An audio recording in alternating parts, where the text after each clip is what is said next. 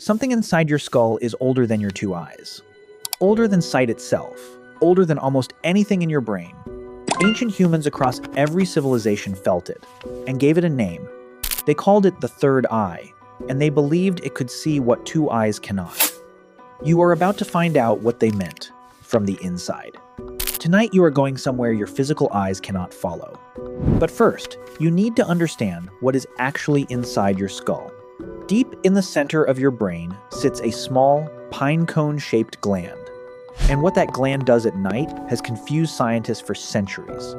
You are sitting in a stone chamber, deep underground in ancient Egypt. You have been here for 3 days in complete darkness and silence. No food, no movement, no sound, except your own breathing. This was the initiation ritual, the one every temple priest went through. 3 days alone in the dark, waiting for something to open.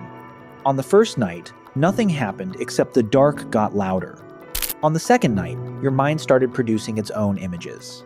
Shapes you had never seen, colors that had no name in your language, coming from somewhere behind your eyes, not in front of them. On the third night, something completely different began. A pressure, right here, between and slightly above your two eyes. Not painful, not frightening, just present in a way nothing else was present. Like something that had always been there, finally deciding to be noticed. And then, without warning, you could see the chamber without your eyes. The walls were there, the floor was there, everything exactly as it was. But there was something else visible that had not been there before. A presence, warm and specific, standing in the corner of the stone room. Your two physical eyes were closed, and you could see more than ever before. The priests who had done this before, you had a name for what was opening. They called it the Eye of Horus, the eye that sees what the world hides. And if this is opening something in you too, subscribing means the story continues. The Eye of Horus was not decoration on Egyptian temple walls. It was a map, showing exactly where inside the human head this eye lived. Researchers have noted that the Eye of Horus matches the brain's cross-section. The thalamus, the pineal gland, the corpus callosum, all matching the symbol. The Egyptians were drawing the inside of the human brain thousands of years ago, and placing the seat of spiritual sight exactly where modern science finds the pineal gland. This was not accident. This was knowledge accumulated across generations of initiates. Men and women who had sat in dark chambers and seen what you just saw, and recorded what they found in symbols that survived thousands of years. Waiting for someone to understand that the symbol was also an anatomy lesson. Now come back to the stone chamber, back to the third night. The presence in the corner moves closer, and you are not afraid. Because something in you recognizes it, older than memory, older than language. The pineal gland in your brain is producing something at this exact moment. The third eye was never a physical eye, it was always a doorway inward. Now leave the Egyptian chamber and travel east to ancient India. Here they called it the Ajna chakra, the command center of spiritual perception. The Sanskrit texts described it as the eye that sees beyond time. Not the future, not the past, but something outside of time entirely.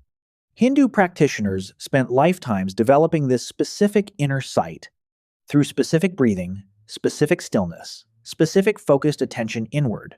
Now travel further, to ancient Greece, where they called it something else. Plato wrote about an inner eye, the eye of the soul.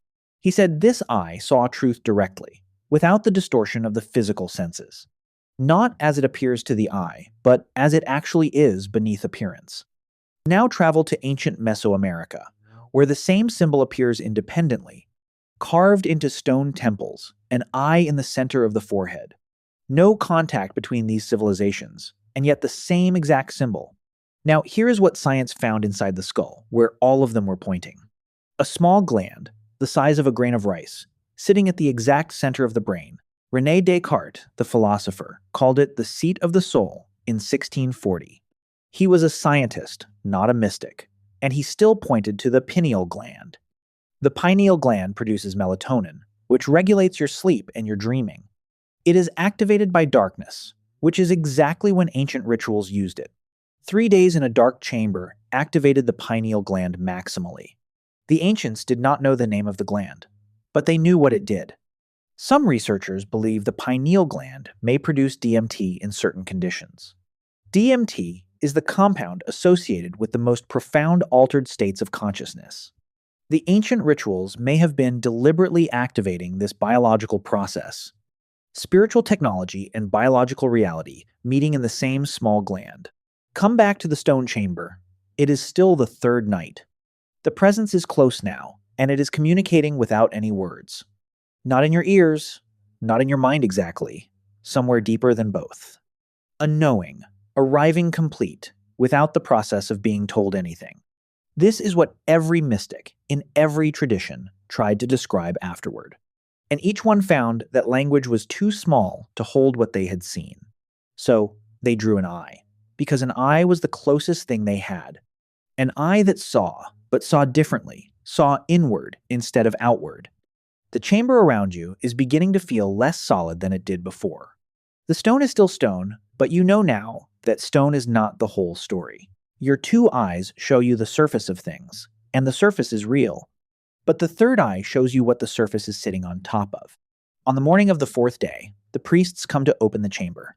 You walk out into the sunlight, and everything looks different than before. The same sky, the same ground, the same people at the temple entrance. But you see something in each of them that you could not see before. The third eye, once opened, does not close again. Ancient humans across every civilization found this and tried to pass it forward. Through symbols, through rituals, through the dark chambers and the silence. They were not seeing with three eyes. They were seeing with the one eye that matters.